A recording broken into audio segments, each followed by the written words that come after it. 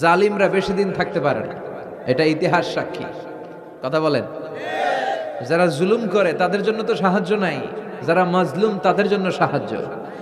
বদরের প্রান্তরে 313 জন মাত্র দরিদ্র গরিব মাজলুম সাহাবী, তাদের জন্য আকাশ থেকে ফেরেশতা দিয়ে নুসরাত সাহায্য করেছে কে?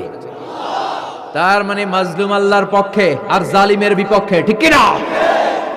জালিমের জন্য কোনো সাহায্য নাই, বরং দুনিয়ায় যারা জুলুম করে তাদের ক্ষমতা বেশি দিন থাকে না। ফেরাউন বেশি দিন থাকে নাই, থাকছে? নমরুদ বেশি দিন থাকে নাই, থাকছে? থাকতে পারে না।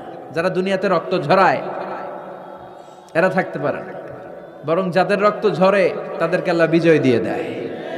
আর যারা রক্ত ঝরায় এদের শেষ রক্ষাও হয় না, এরা জান নিয়ে পালাবার সুযোগ পায় না। কথা বলেন।